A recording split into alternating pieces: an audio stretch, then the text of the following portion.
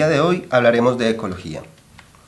En ecología vemos temas como ecosistemas, la composición que ellos tienen, qué tipo de organismos habitan los ecosistemas, qué características tienen los ecosistemas y cómo se diferencian unos de otros. También tenemos temas de relaciones biológicas que se van a dar entre organismos que viven en esos ecosistemas. Y también relaciones tróficas. Bueno, en cuanto a ecosistemas, tenemos que podemos hacer una clasificación general en cuanto a ecosistemas acuáticos en los cuales predomina el agua y ecosistemas terrestres en los que predomina la tierra. Entonces en los del agua tenemos por ejemplo los océanos, los mares, estuarios, arrecifes. También podemos hablar de los ríos, lagos pues continentales. Y en los terrestres hay bosques, pastizales, tundras y los desiertos también son un tipo de ecosistema. Los organismos que podemos encontrar en estos dos y en otros tipos de ecosistemas van a estar adaptados a las condiciones que tienen esos ecosistemas. Entonces va a ser por ejemplo muy complicado ver un oso polar que está adaptado a las condiciones del polo en el que vive, encontrarlo en un desierto. Eso no va a ser posible porque el oso polar está adaptado a esas condiciones de clima frío y no a las temperaturas excesivas altas que tiene un desierto. Entonces ahí podemos mirar pues cómo están esas características relacionadas entre los organismos y el ecosistema en el que habitan. Aquí tenemos dos ejemplos de ellos, dos ecosistemas. Aquí a la izquierda tenemos el ecosistema de desierto. Los organismos que viven en el desierto, aunque uno pudiera pensar que no existen muchos, dadas las difíciles condiciones que tiene un desierto, allí sí podemos encontrar tanto animales como plantas. Pero, como mencioné hace un momentico, van a estar adaptados esos organismos a las condiciones que tiene ese hábitat.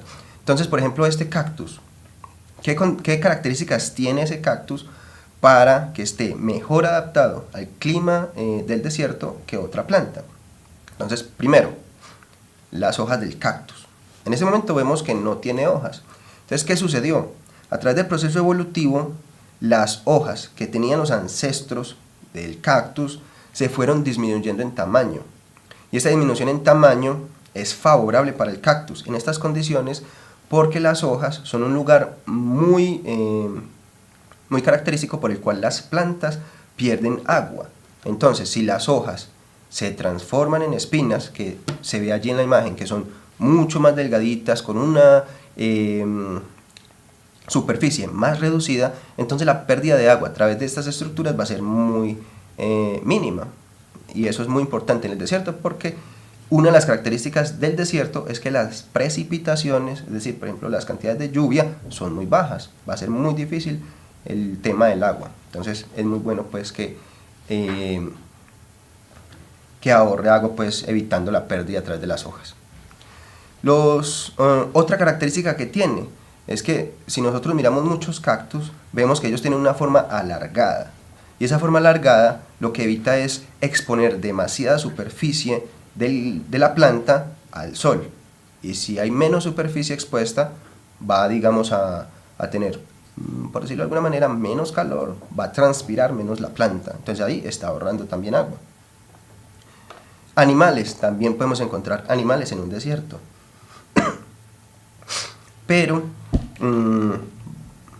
de pronto, si vamos en las horas del día, no encontraremos muchos, porque muchas especies que viven en los desiertos se han adaptado a las condiciones nocturnas, porque dado que no tenemos el sol por la noche, entonces no va a ser tan alta la temperatura, entonces muchos organismos son nocturnos. Entonces la serpiente puede tener hábitos nocturnos, el escorpión, mamíferos también podemos encontrar allí, que tienen, además de hábitos nocturnos, podemos encontrar mamíferos con orejas muy grandes. Esas orejas grandes les ayudan a disipar el calor, para que de manera interna no tengan una temperatura tan alta, que eso tampoco es tan bueno. Y del lado derecho tenemos un ecosistema de océano, un arrecife. Allí podemos encontrar gran variedad de peces, podemos por aquí arriba tenemos una mantarraya, corales también tenemos allí, y dependiendo del lugar donde sea el arrecife o la zona del mar que podamos o estemos estudiando, también podríamos encontrar tiburones, ballenas, delfines, orcas, o pues otra gran cantidad de organismos que están allí. Entonces miren que allí, tanto en el desierto como en el arrecife, hay diferentes tipos de organismos. Y como ellos están compartiendo ese hábitat, en el desierto, por ejemplo, esta serpiente puede en algún momento encontrarse con este escorpión. O puede en algún momento encontrarse con un mamífero que habita el desierto. Entonces, por esa comunicación que tienen en ese ecosistema, por esa hábitat común que tienen, es que se pueden establecer relaciones biológicas, que las vamos a mencionar algunas a continuación. Y lo mismo para estos. Hay mayor cantidad de organismos, entonces puede haber mayor cantidad de relaciones biológicas entre ellos. Relaciones que pueden ser positivas para los dos, negativas para los dos, o positivas para unos y negativas para otros. No, hay pues, una gran variedad de tipos de relación.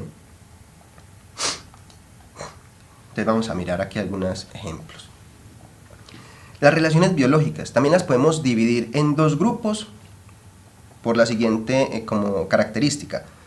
Vamos a llamar relaciones intraespecíficas a aquellas relaciones que se dan entre individuos de la misma especie. Entonces, por ejemplo, el apareamiento es una relación intraespecífica, porque los dos organismos que se están apareando tienen que pertenecer a la misma especie para que puedan generar una descendencia que a su vez pueda tener más descendientes. Tenemos la crianza. Crianza es cuidar a los hijos. Muchas especies no lo hacen porque evolutivamente pues, han evolucionado a ello. Otras especies como los humanos criamos a nuestros hijos un tiempo hasta que ellos pueden pues, valerse por sí mismos. Tenemos también la competencia intraespecífica. ¿Qué es la competencia? Digamos que hay dos organismos de la misma especie, dos leones, dos elefantes, dos jirafas, dos aves, que quieren obtener un mismo recurso, pero ese recurso no hay suficiente para todos. Entonces, va a ganar aquel individuo o que sea más veloz para llegar a ese recurso, o que tenga más fuerza para ganar ese recurso, o el que esté más cerquita para ganarse ese recurso. Entonces ahí es donde se da la competencia. Si los dos organismos luchan por el mismo recurso y el recurso es limitado, entonces hay una alta competencia por ese recurso. Si el recurso es abundante y la cantidad de organismos que quieren luchar por ese recurso es baja, entonces la competencia no va a ser tan alta, porque ¿por qué luchar por un recurso que está en abundancia? Entonces ahí tenemos la competencia. Relaciones familiares. Estas se dan en las manadas. Por ejemplo, los leones conforman una pequeña manada donde hay un macho que se aparea con varias hembras y tiene múltiples hijos con esas hembras. Ahí tenemos una familia. Ese grupo solamente está conformado por individuos que están relacionados consanguíneamente. En las relaciones gregarias vamos a encontrar grandes grupos que no necesariamente van a estar relacionados consanguíneamente, es decir, no van a ser familia. Entonces, por ejemplo, los peces, cuando se mueve un cardumen, un grupo de peces muy grande, ellos lo que intentan es disminuir la probabilidad de ser comidos por un depredador. Esa sería una gregaria. Y estatal también es un gran grupo de individuos que pertenecen a la misma especie, pero en esta relación estatal sí hay castas, como por ejemplo las abejas. Sabemos que hay una abeja reina, ahí están los zánganos y están las obreras que cuidan a las pequeñas larvitas. Y en cuanto a relaciones interespecíficas, tenemos relaciones que se dan entre organismos de diferentes especies. Entonces, en la depredación, un organismo se come a otro. Entonces, podemos ver la depredación cuando un tigre se come a su presa, o cuando un cocodrilo se come a su presa, ahí vemos depredación. Mutualismo. Bueno, en la depredación hay uno que se está beneficiando, que es el individuo que consume al otro, y hay un individuo o una especie que se ve perjudicada porque se los están comiendo. En el mutualismo vamos a encontrar, o nos vamos a dar cuenta que al darse la relación entre esos individuos de diferentes especies, ellos se van a beneficiar. Tanto el uno como el otro se benefician de la relación. Ahí es mutualismo. Tenemos el parasitismo. En el parasitismo, una de las dos especies sale perjudicada y la otra beneficiada. Tenemos también comensalismo. En el comensalismo, una de las especies se beneficia de la relación y la otra especie no se beneficia y tampoco se perjudica, como si pasa pues en el parasitismo. Entonces vamos a ver algunos ejemplos. Aquí tenemos algunas relaciones intraespecíficas. Entonces vamos a revisar cómo se están relacionando esos individuos y qué es lo que están ganando en esas relaciones. Aquí arriba tenemos el cardumen, o sea, una agrupación de peces. Esta agrupación es gregaria, como mencioné hace un rato. Son muchos individuos que no necesariamente son familiares. Y el motivo de que se estén desplazando tan relativamente juntos es para evitar o disminuir la probabilidad de que estos delfines se los vayan a comer. Pero asimismo, como las presas, así se les dice a los individuos que son comidos por otros, así como las presas tienen o evolucionan diferentes mecanismos para evadir la depredación, los depredadores también evolucionan y crean diferentes formas de cazar para volverse más exitosos. En este caso, ¿qué está sucediendo? Los peces se mueven en conjunto y eso hace que apuntar a uno solo de ellos sea más complicado que si estuviera solo, porque hay mucho como revoloteo, ¿sí? Entonces, ¿qué hacen los delfines? En grupo empiezan a nadar en círculos alrededor del cardumen y hacen que se junten mucho los peces, y esto hace que naden de manera más torpe porque están mucho más cerquitas los unos de los otros.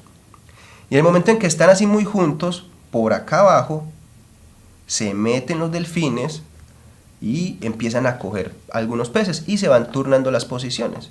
Estos que ya comieron salen a dar las rondas para mantener bien compacto el cardumen, y los que lo estaban haciendo antes, pues ahora se pueden meter a comer uno o dos peces, pues los que necesiten. Entonces ahí tenemos como las dos caras, la evolución de los depredadores para poder ser exitosos y la evolución de las presas para evitar ser depredados. Esto que tenemos aquí es una bandada, un grupo de aves. También pasa algo similar. Ellas se mueven en conjunto para disminuir la probabilidad de que sean cazadas. También el hecho de moverse así en grandes grupos también ayuda en la reproducción, porque los organismos de machos y hembras se van a poder encontrar más fácilmente dentro de ese grupo. Tenemos aquí una manada de leones que tiene relación familiar, en la cual hay un macho con varias hembras y los cachorros que él tiene con esas hembras. Este no es el único tipo de relaciones familiares, también tenemos otras donde es una hembra con varios machos y tiene hijos de todos esos machos. O tenemos relaciones entre, se dice, monógamas, es decir, solamente un macho y una hembra forman una familia, con los hijos que tengan entre ellos dos.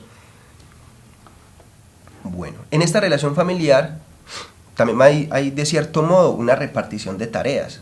El macho se encarga de delimitar el territorio, de evitar que otro macho león se meta en su territorio porque podría matar a sus crías. Las hembras se encargan de cazar. Ellas cazan los animales que tenga bien por ahí y también cuidan a las crías. Bueno, el macho no solamente hace su trabajo en el día, también por la noche se ha notado pues que es bastante activo dando las rondas para proteger a su familia. Aquí abajo tenemos búfalos y ñúes aquí a la derecha. Estos, al moverse en grandes manadas, ayudan a proteger a los individuos más débiles. ¿Cómo? Miren que hacia este lado, ahí porque por la perspectiva de la foto no se ve muy bien, pero vamos a mirar algo un poco. Por este lado se mueven individuos, es decir, por todo el alrededor, por este lado, por atrás, por este lado. Hay una tendencia a que los individuos más grandes estén hacia las afueras de la manada. Y que los individuos débiles, ya sea porque son recién nacidos, porque son viejitos, porque de pronto están heridos, esos individuos se hacen en la parte central. Y quedan protegidos porque un depredador, para poder acceder hasta esos individuos, tendría que primero, digamos, derrotar a este y luego ir por uno de esos débiles. Entonces le queda muy complicado. Entonces, por eso estos individuos se mueven de esa manera. Los más sanos y fuertes hacia las afueras de la manada y los débiles en la parte central. ¿Cómo un depredador puede vulnerar esta defensa? Resulta que en grupo también pueden empezar a hacer ataques falsos en la manada de tal manera que los asusten. Y al asustarlos hacen que empiecen a correr, y al correr los individuos más débiles, más lentos, comienzan a quedar rezagados del grupo principal. Y ya cuando los depredadores notan cuál fue el que se apartó, analizan si pueden continuar el ataque sobre ese individuo y se lo comerían. Y en los ñus también pasa algo similar. Los grandes por fuera, y miren que por ejemplo en este espacio, este podría ser un ñu viejito, de pronto aquí hay un ñu recién nacido, no se nota mucho porque están muy amontonaditos, pero en esta parte central podrían estar esos individuos que son más débiles. Aquí vemos algunas imágenes de depredación. Vemos un cocodrilo que se está comiendo lo que parece ser un venado. Tenemos un león atacando un búfalo. En este caso, había mencionado yo hace un momentico que las hembras son las encargadas de la cacería, pero los machos también se ven obligados a cazar cuando, por ejemplo, están solos. Los machos no siempre se mantienen con su manada, o no siempre tienen una manada, sino que cuando ellos son jóvenes, son miembros de la manada del papá. Y ya cuando están, digamos, pasando por la adolescencia hacia la adultez, son echados de la manada, y esos leones jóvenes les toca pues cazar mientras consiguen o forman su propia manada. Entonces este podría ser un caso de estos. Miren que las leonas lo estaban haciendo en grupo, porque vemos que este búfalo es muy grande y el león solo corre el riesgo de ser herido durante el ataque. Por eso también es una buena estrategia ir en grupos para atacar una presa, para cansarla más fácil, para que no se escape tan rápidamente. Aquí, bueno, no se ven los animales, no se ven exactamente, pero podemos, por las huellas que vemos en la nieve, podemos saber qué pudo haber sucedido. Aquí tenemos las huellas de lo que puede ser una liebre, de pronto un conejito, y aquí unas alas, pues las huellas de unas plumas. ¿Qué pudo haber pasado? Estaba un ave de estas, puede ser un búho, estaba en su árbol mirando qué se podría comer, y cuando vio la liebre por ahí sobre la nieve, dijo, me voy a comer esta liebre. Entonces la empieza a perseguir. La liebre tal vez en este punto se dio cuenta que ya la estaban persiguiendo, por eso cambia de dirección. Pero estas aves, como son cazadoras, tienen muy buena vista y fuera de eso tienen muy buen cálculo. Entonces probablemente calculó el movimiento de la presa y le dio pues cacería justo en este punto. Aquí tenemos otro pajarito que se alimenta de gusanos, de pronto un poco más fáciles de cazar dentro de alguna ranura de un árbol o en el suelo. también es depredación. Y aquí tenemos unos osos aprovechando los salmones que suben a desovar en las partes altas del río. Aunque aquí se ve un solo salmón, pero en algunas ocasiones pueden verse varios salmones al mismo tiempo. Entonces a los osos aprovechan que son muchos salmones y se sientan ahí a cazar de una manera relativamente sencilla los salmoncitos. Bueno. Mutualismo. En el mutualismo vamos a encontrar que las dos especies que se relacionan van a obtener un beneficio de dicha relación. Entonces analicemos los beneficios que tenemos acá. Una abeja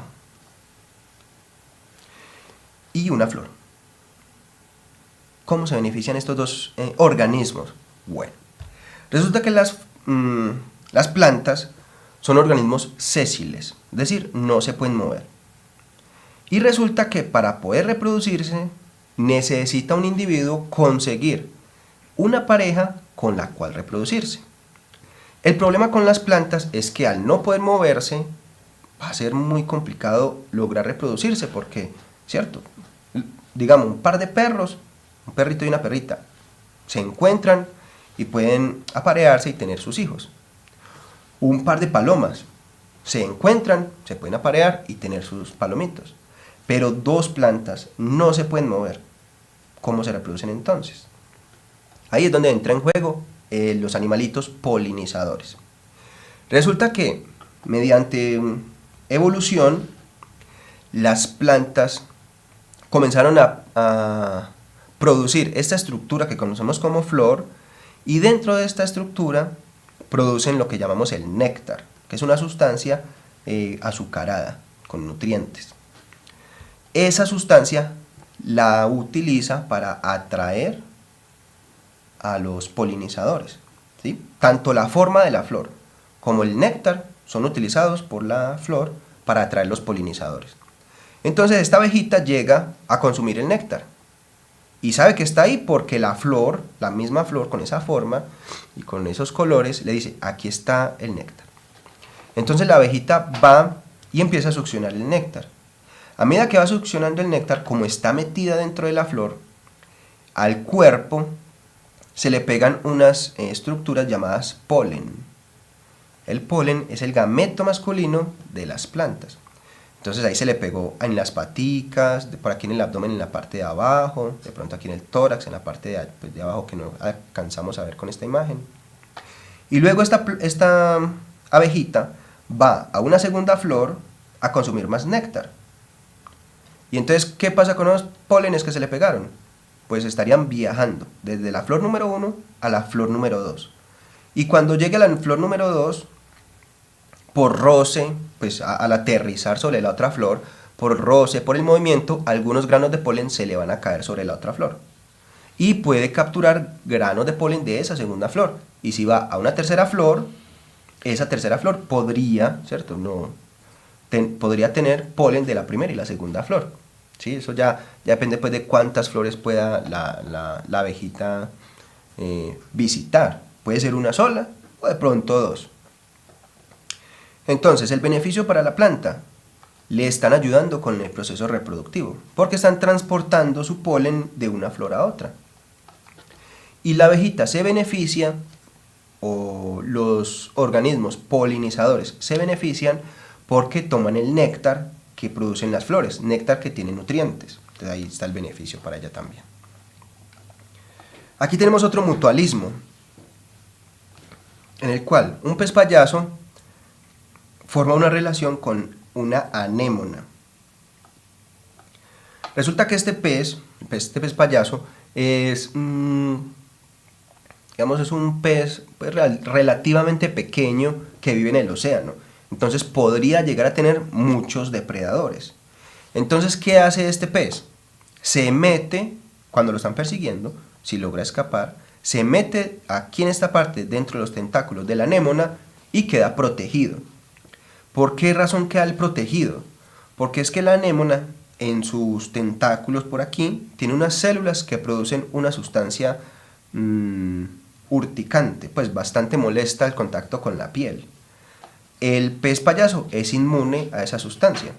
Entonces cuando él se mete no le pasa nada.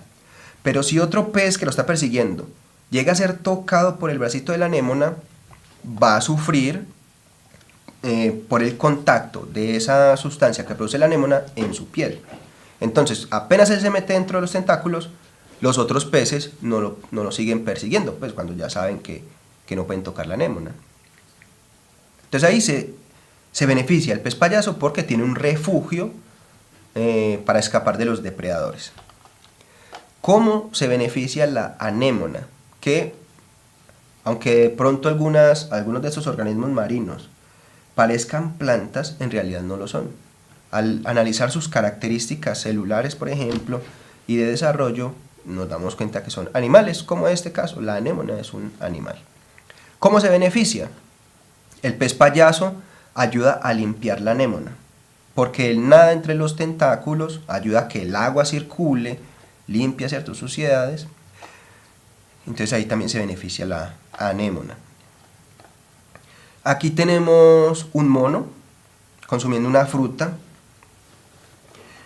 Después de que la planta se reproduce, se da el desarrollo del fruto. Y ese fruto, y dentro del fruto tenemos la semilla. Esa semilla es como el hijo de la planta. Entonces aquí hay otro problema. La planta no se puede mover para poder poner a sus hijos en terrenos lejanos a ella. Entonces, si no existieran esos animales que ayudan con la dispersión de las semillas, en teoría, todas las semillas que produce el árbol caerían bajo su propia sombra. Y esto pues no sería bueno, porque entrarían en competencia entre ellos y el árbol que les dio pues vida. Entonces no sería algo bueno. Por esa razón, el fruto, gracias a su sabor, a los nutrientes que nos aportan, se convierten como en una estructura que atrae los dispersores, y luego este animalito u otros se comen esa fruta y se pueden desplazar, y cuando se desplazan botan esa semilla en otro lado, y si existen las condiciones para que esa semilla crezca y produzca un nuevo árbol, pues podrían hacer ese nuevo árbol. Aquí tenemos unos pajaritos que se comen los parásitos que tienen estos otros animales, estos venados. Aquí tenemos una hormiga que busca refugio dentro de la espina, y así mismo, entonces ahí se está beneficiando la hormiga, busca refugio aquí adentro. ¿Cómo se beneficia la planta? Si la planta es atacada por un herbívoro, puede que esas hormigas se vayan, digamos, en ataque contra ese herbívoro y lo ahuyenten. Tenemos el parasitismo. Una de las dos especies se va a beneficiar y la otra se perjudica. Aquí tenemos una garrapata. Ella es la que se beneficia. ¿Se beneficia cómo? Succionando la sangre del mamífero al cual ha parasitado. Entonces, por ejemplo, en los perros pueden ser muy comunes las garrapatas cuando, digamos, los sacamos a pasear y nos metemos con ellos en un monte ahí que de pronto esté cercano a nuestra casa. Ahí podrían agarrar garrapatas, por eso es una buena práctica revisarlo cuando termina el paseo. Aquí tenemos unas aves que también pueden ser parásitos. Esta de la derecha, es el parásito. ¿Cómo así que es el parásito? Resulta que los papás de esta ponen el huevo en un nido de otra especie de pajaritos, de este. Y luego, cuando este individuo nace, elimina a la competencia, es decir, los otros huevos que son de este animalito. Y ya cuando eclosiona, pues eclosionó, eliminó los otros organismos, y ese individuo lo sigue alimentando como si fuera su propio hijo. De ahí lo está parasitando. ¿Cómo se beneficia? Pues los papás de este no tienen que construir el nido, no tienen que esforzarse en criar el hijo, y este se perjudica en gran medida porque sus propios hijos fueron eliminados en el proceso. Aquí tenemos otro parásito, este que está aquí, se pega de la lengua del pez y ahí vive consumiendo partes de la comida que se come este pez. Y en el comensalismo, una especie se beneficia y la otra no se perjudica, pero tampoco se beneficia. Aunque en algunos casos puede que pase un poco más allá del comensalismo, ya les digo cómo. Entonces tenemos, por ejemplo, esta planta que se ve aquí, esta, logró nacer o implantarse sobre otra planta diferente, sobre otro tronco, sobre este. ¿Cómo se está beneficiando? Está lejos del suelo, y al estar lejos del suelo va a estar un poco más lejos de los depredadores, de herbívoros que quieran comerse sus hojas. Y al mismo tiempo, al estar alta, recibe los rayos del sol más directamente, no hay otro árbol que le haga sombra. Y este árbol, en teoría, no está siendo perjudicado, porque esta planta es solamente este individuo que está ahí nomás, no le hace como mucho. Tenemos aquí estos peces llamados rémoras, que se pueden pegar al cuerpo del tiburón. Entonces ellos se alimentan de los pedazos que se le caen al tiburón, pero no le dan ningún beneficio al tiburón. Aquí está este. Y otro comensalismo es la construcción de nidos en un árbol. Este pajarito usa, por ejemplo, esta grieta en el árbol para construir su nido. Se beneficia porque no tiene que poner los huevos en la tierra, donde hay de pronto mucho depredador. Y el árbol no le pasa mucho porque hagan un nido o dos en sus ramas o en su tronco. No es que sufra así mucho. Y vamos a hablar de redes tróficas, como digamos parte final de esta clase de ecología. Bueno, en la red trófica también vamos a ver relaciones. Pero estas relaciones que estamos viendo en una red trófica son de alimentación. Es decir, vamos a ver qué individuo se come a quién. ¿Cómo vamos a saber quién se come a quién? Por la flecha. La flecha la podríamos leer como, en este caso, el lirón es alimento para la lechuza. O, por ejemplo, esta abeja es alimento para el cuervo. O esta planta es alimento para el saltamontes, ¿sí? Así podríamos ver esas flechas. Entonces, como no todos se alimentan de lo mismo, vamos a clasificarlos de acuerdo a de lo que se alimentan. Entonces tenemos aquí abajo el grupo de las plantas, productores. Los productores van a ser aquellos organismos que sean capaces de fabricar su propio alimento, en este caso a partir de la luz que viene o del sol o de otra fuente lumínica. Entonces los vamos a llamar productores, y en este caso son las plantas. También podemos usar el término autótrofos. Autótrofo también significa eso, son organismos que construyen o producen su propio alimento a partir de la energía lumínica. Herbívoros. Los herbívoros son aquellos organismos que se alimentan únicamente de plantas. Entonces, por ejemplo, vamos a ver el caracol. Se alimenta de esta planta y se alimenta de esta planta. ¿Ven? Entonces el caracol es herbívoro. Miremos el conejo. El conejo se alimenta de esta planta. El conejo es herbívoro. El saltamontes se alimenta de esta y se alimenta de esta. El saltamontes también es herbívoro.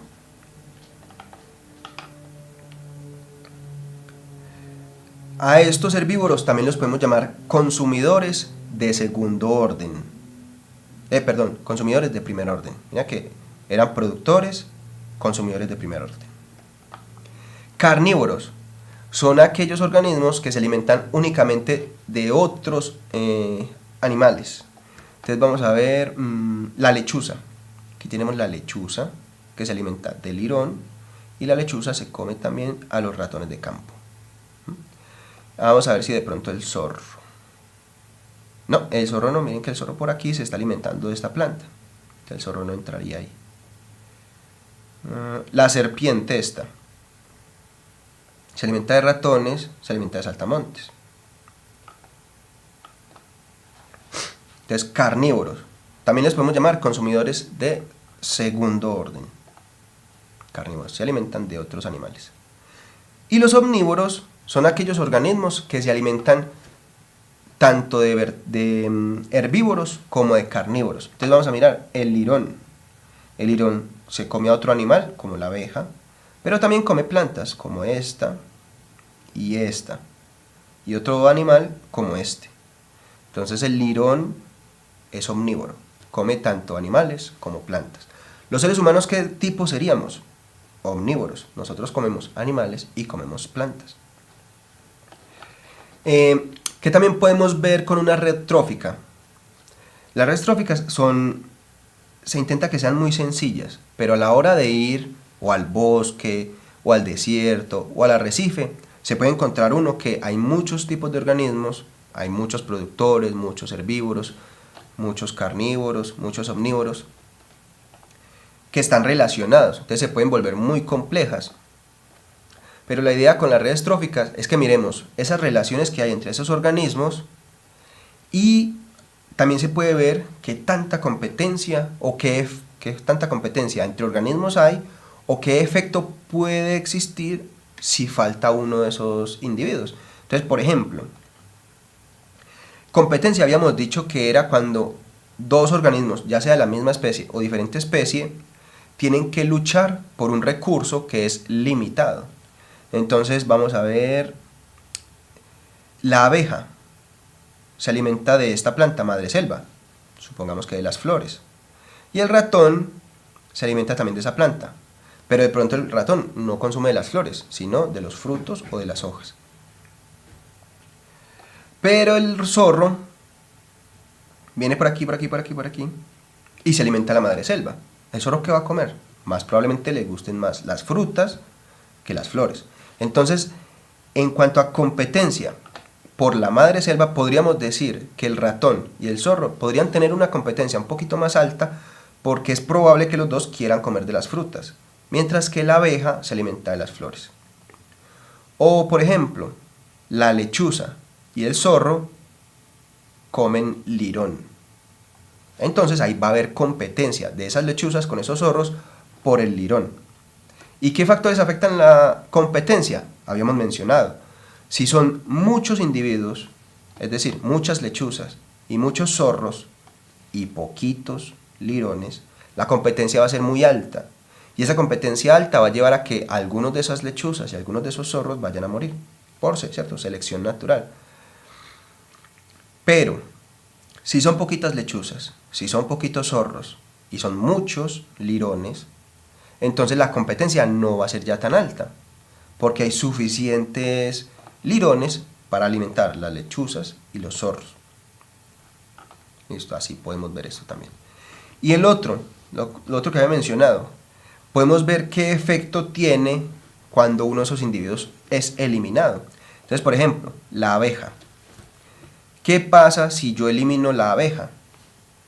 Podría uno pensar, no, pues es que si uno elimina la abeja, solamente se afectan estas plantas y estas plantas, porque las abejas polinizan esas plantas, pero podría incluso afectar otros organismos. Por ejemplo, al quitar las abejas, ¿cierto? Estas van a tener, digamos, la reproducción más difícil porque están disminuyendo los polinizadores, lo mismo para esta. Al eliminar las abejas, el lirón pierde una fuente de alimentación. Entonces, ¿qué significa? Que él se tiene que enfocar en sus otras fuentes de alimentación. Pero, si al quitar la abeja hace más difícil la reproducción de esta planta, eso significa que de pronto esta planta no se reproduce más y se acaban los últimos individuos. O sea, una segunda fuente de alimentación del lirón se está acabando. Así que el lirón ya solamente tendría que madreselva y caracoles. Entonces, en un principio, el lirón se podía alimentar de 4 fuentes diferentes y él podía elegir cuál, la que le gustara más o la que le quedara más fácil, pero después de eliminar las abejas, se pierden también las encinas y ahora le toca solamente elegir entre caracol y esa otra planta. Entonces se le está poniendo más difícil su existencia.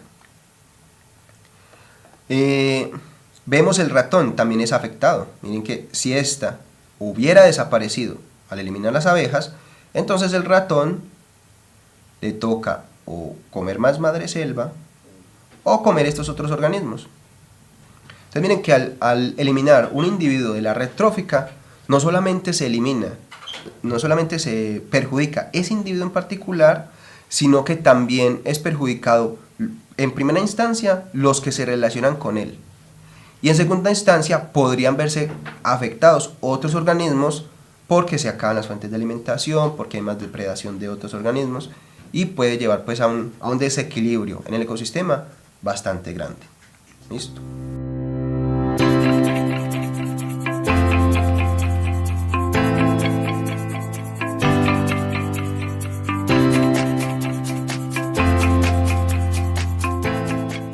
Hola, el día de hoy vamos a hacer unos ejercicios de ecología desde el área de biología.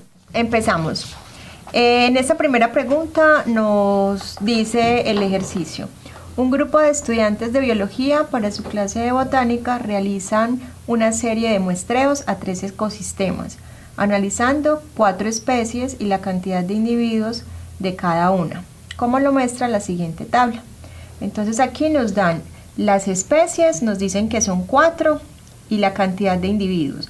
Entonces los ecosistemas están como ecosistema X, ecosistema Y y ecosistema Z. Y en cada uno de ellos se encuentran la cantidad de especies que fueron encontradas en ellos, en los ecosistemas. Entonces ahora nos preguntan, ¿cuál pregunta puede contestarse basándose en los resultados obtenidos? Entonces aquí vamos a analizar cada una de las opciones para dar con la opción correcta. Entonces en la opción A nos dicen cuál es la diferencia entre los 3 ecosistemas observados en el estudio. Esta pregunta no la podríamos contestar basándonos en la información que nos dan, debido a que no tenemos ninguna información acerca de cómo son esos ecosistemas, qué tipo de ecosistemas son. Entonces no sabríamos diferenciar cada uno de ellos. Por tanto, esta opción no podría ser contestada basándose en la información que nos suministraron inicialmente. La opción B nos dice, ¿por qué en el ecosistema Z no hay individuos de las especies 1 y 2? Esta pregunta tampoco puede ser contestada con la información que nos dan, ya que no tenemos información del entorno en el que se desarrollan los individuos, el hábitat, tipo de alimentación, zona, como las condiciones en las que viven. Entonces, como no tenemos una forma clara y certera, no sabríamos las razones de la no existencia de esas especies en ese ecosistema. Por tanto, tampoco sería nuestra pregunta correcta. La opción C nos dice, ¿cuál de los ecosistemas presenta mayor cantidad de individuos por especie? Esta pregunta sí podríamos contestarla con la información que nos suministraron, debido a que simplemente nos fijamos en los valores que se encontraron en cada uno de los ecosistemas y contamos por especie cuántos individuos fueron encontrados en cada uno de ellos. Entonces, por ahora, esta sería nuestra opción correcta, porque podríamos sacarla con la información suministrada inicialmente. La opción D nos dice, ¿por qué la especie 3 es capaz de habitar en los 3 ecosistemas analizados? Como lo dijimos en la opción B, no podríamos contestar esta pregunta debido a que no tenemos ninguna información del entorno en el que se desarrollan estos individuos. Por tanto, no tendríamos algo claro y certero de las razones por las cuales esta especie puede habitar en los 3 ecosistemas. Siendo así, nuestra opción correcta sería la opción C. ¿Cuál de los ecosistemas presenta mayor cantidad de individuos por especie? A partir de ahí y con los datos suministrados podríamos responder o contestarse esa pregunta con la información. En nuestra segunda pregunta nos dicen, un avistador de aves fotografió dos especies, especie P y especie Q, distribuidas en la misma región, mostrando la cantidad de fotos tomadas de cada especie durante una semana en la siguiente gráfica. Entonces aquí en la gráfica nos dan dos variables, la variable cantidad de aves que se fotografiaron y los días en que fueron fotografiadas. Entonces tenemos las dos especies, la especie P y esta es la especie Q. Entonces ahora nos dice, ¿cuál de las siguientes tablas representa mejor el registro fotográfico registrado por el avistador? Lo que tenemos que hacer en esta pregunta es pasar esta información que estamos observando en la gráfica a una tabla. Entonces vamos a mirar cada una de las tablas para ver cuál tiene los datos, los mismos datos que nos dan en la gráfica.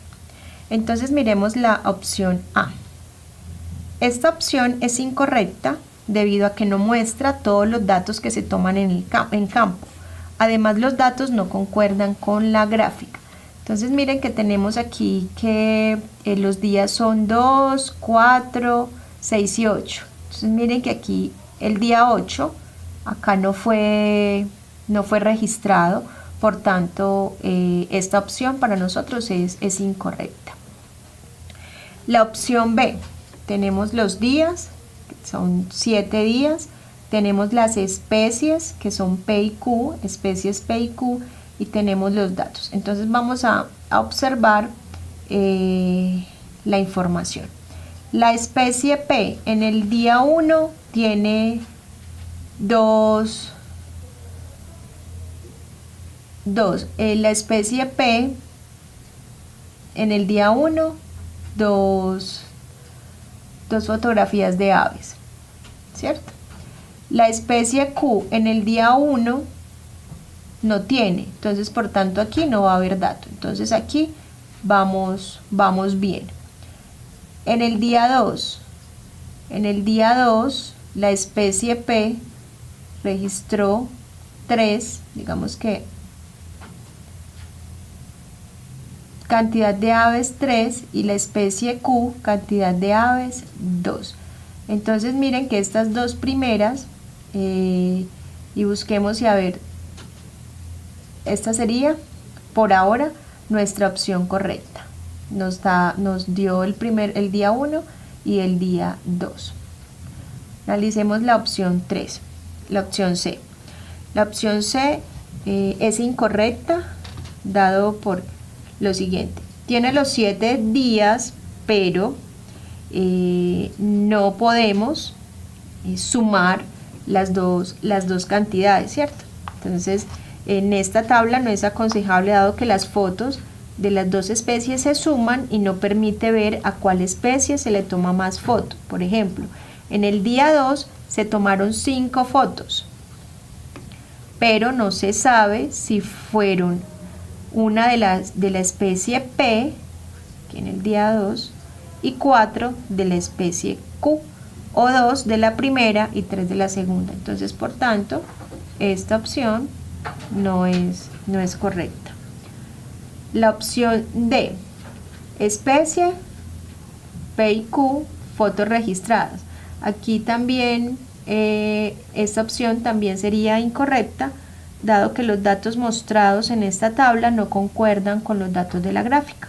Además, no se muestra la unidad de tiempo de las fotos registradas, lo que puede generar confusiones. Entonces aquí no tenemos los días en que se hizo la toma de las fotografías, sino que tenemos fotos registradas. Entonces esta no sería una variable para nosotros.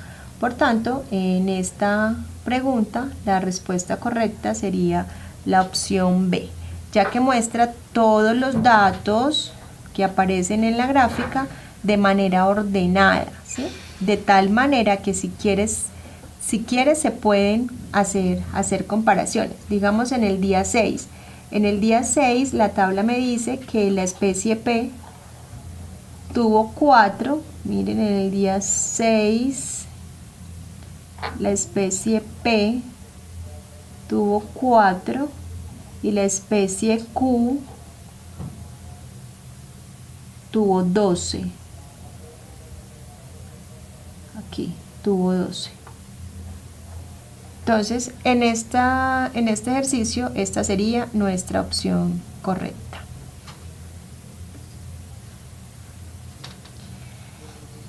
Ahora vamos a hacer nuestro tercer ejercicio. Y dice, en un gran bosque se encontraron 4 especies de ratón de campo. Un grupo de investigación desea conocer si el inicio de la fertilidad está relacionado con el tamaño de la camada de la especie. Para ello, se recopilan diferentes datos mostrados a continuación. Entonces aquí están, aquí están varias, las especies, hay varias variables. Entonces tenemos la especie, que son 4. Entonces tenemos la camada, que son los individuos. Entonces de la especie 1 tenemos 5 individuos, de la especie 2 tenemos 6 individuos, de la especie 3 tenemos 4 y de la especie 4 tenemos 5. Entonces vamos a ver el inicio de la fertilidad, y este inicio de la fertilidad nos dan en meses. Entonces nos dicen que la especie 1 inicia su fertilidad a los 57 meses, la especie 2 a los 76, la especie 3 a los 61 y la especie 4 a los 44 meses. La evapotranspiración en meses. Entonces nos dicen que la especie 1 son 650, la especie 2 598, la especie 3 743 y la especie 4 506. Punto 35, punto 50, punto 47 y punto 57. Y que la alimentación, solo la especie 4 es granívoro, del resto de las especies son insectívoros. Entonces ahora nos preguntan, los investigadores concluyen que a los individuos a los que se les adelantó su fertilidad tuvieron en promedio camadas menos numerosas. Al presentar la investigación con el líder, este no la quiere aceptar, pues tiene un error en su metodología. Con base en la información que se muestra, ¿cuál de los siguientes es un error que presenta la investigación? Entonces, en una investigación se pueden recoger muchos datos, pero no todos los datos nos van a servir para lo que nos están preguntando. Entonces vamos a analizar cada una de las opciones para concluir cuál es la correcta. Entonces, algo se debe tener para sacar una conclusión, se deben tener los datos suficientes y necesarios para hacerlo. Entonces, empecemos con la opción A. La opción A dice, debería mostrarse el tiempo de vida medio en meses relacionado con el tamaño de la camada de cada especie. Esta opción sería incorrecta, debido a que aunque podría medirse el promedio de vida de cada especie, esto no aportaría mucho a la conclusión a la cual se quiere obtener. Entonces esta opción la descartamos. La opción B, miremos qué dice la opción B. No debieron compararse los datos entre especies diferentes, sino entre individuos de la misma especie. Para concluir, si el inicio de la fertilidad está relacionada con el número de individuos por camadas, se debió hacer el estudio a cada especie por aparte. Así, tomar 100 parejas de la especie 1 y ver si es posible obtener la conclusión. Lo mismo con la especie 2, 3 y 4. Por tanto, hasta este momento, esta sería nuestra opción correcta. Del modo como se propuso en esta investigación, puede haber otras variables que afecten dicha relación, como la evapotranspiración o la alimentación. Analicemos la opción C. No se registró el tipo de dieta particular para cada especie de ratón de campo en relación con el inicio de la etapa fértil. Esto podría hacerse, pero no aportaría absolutamente nada a la conclusión. Y la opción D dice, no se muestra el dato de evapotranspiración respecto del hábitat típico de cada especie incluida en el estudio. Aunque este dato sí se ha tomado, no es necesario para la conclusión que se quiere sacar. Por tanto, nuestra opción correcta sería la opción B. Es un error en la investigación. No debieron compararse los datos entre especies diferentes, sino entre individuos de la misma especie.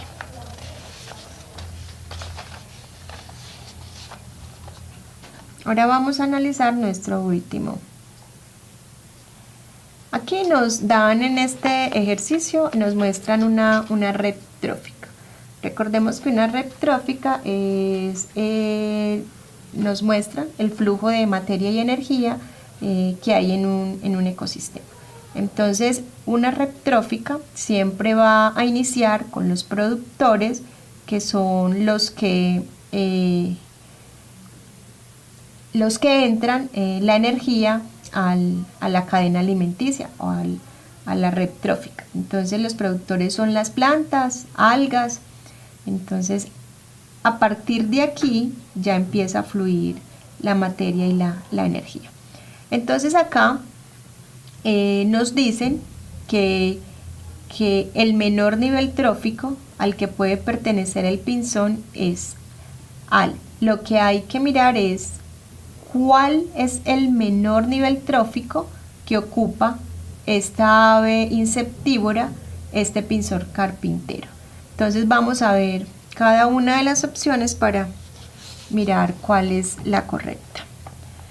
Entonces lo que debemos analizar es la ruta, una de las rutas que podría o que tiene el pinzón, para mirar cuál es el menor nivel trófico que ocupa. Entonces vamos a mirar la opción A. Dice opción A, cuarto nivel trófico.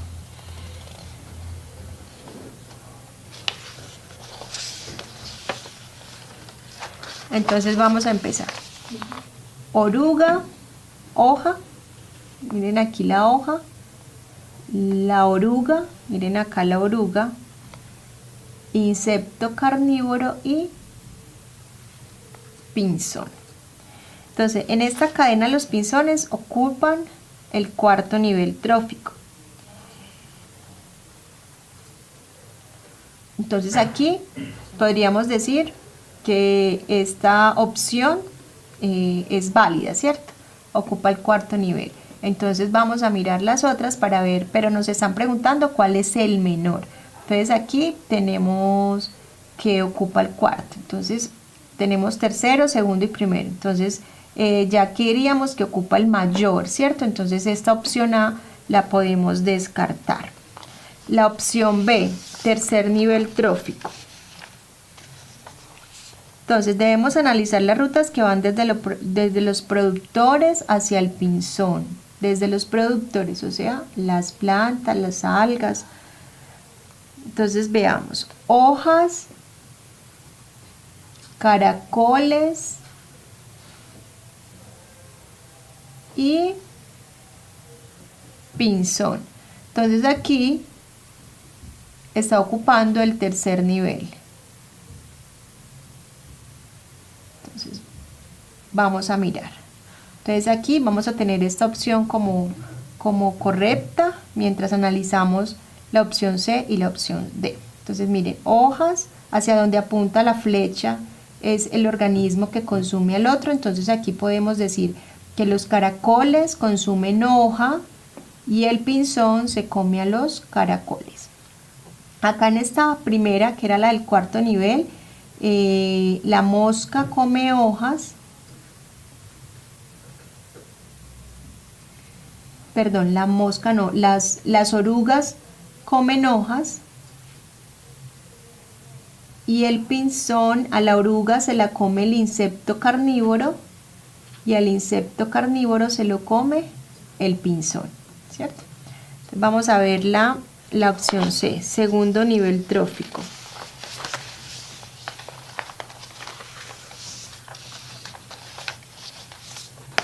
Esta opción es incorrecta porque para que el pinzón esté en el segundo nivel trófico, para que el pinzón sea el segundo nivel, debe consumir hojas, ¿cierto?